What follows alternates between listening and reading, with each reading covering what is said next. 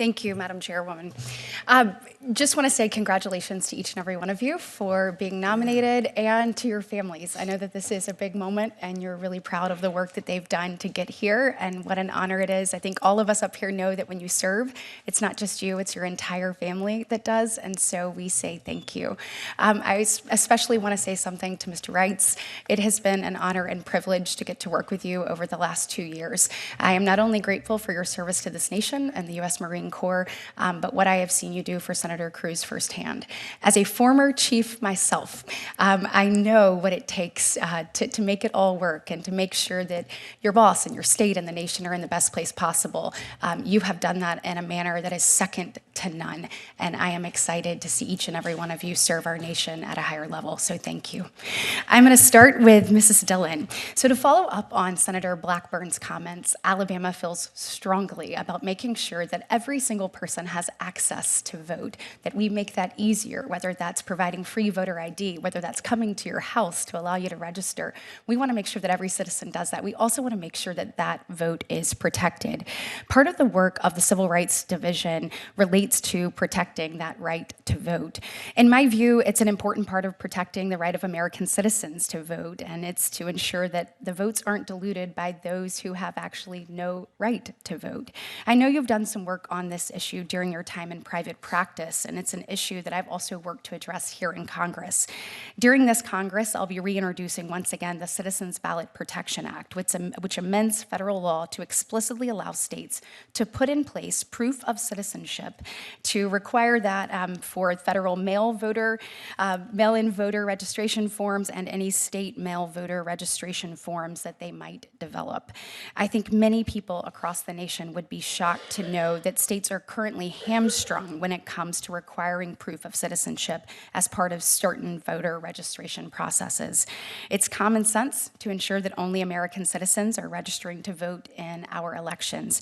Based on your experience, can you explain why it's important and necessary to take steps to ensure that non-citizens are not voting in our election, and the role that you think DOJ, and in particular the Civil Rights Division, can or should play in ensuring the votes of American citizens are not diluted? Thank you for your question, Senator Britt. And I actually want to particularly thank you for introducing the legislation you just described, because while the NVRA doesn't itself, of course, bar states from requiring proof of citizenship, courts have done that and laid that prohibition that, in fact, was a subject of some conversations I had with some of your fellow senators while we met. I do think that it would be a tremendous boost to voter confidence in the integrity of elections in the states if there was assurance that only citizens are voting. Similarly, that they're only voting once. I think that's also very important. And the current self-certification system has not only allowed people to maliciously vote when they weren't entitled to, it's actually led many legal immigrants to unknowingly cast a vote and thereby putting their own ability to become United States citizens in peril. And we've seen this happen in Pennsylvania and other states.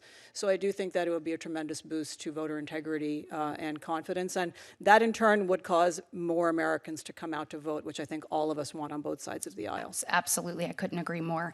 Mrs. Dillon, another question. As you're aware, President Trump signed an executive order in January related to the measures to combat anti-Semitism.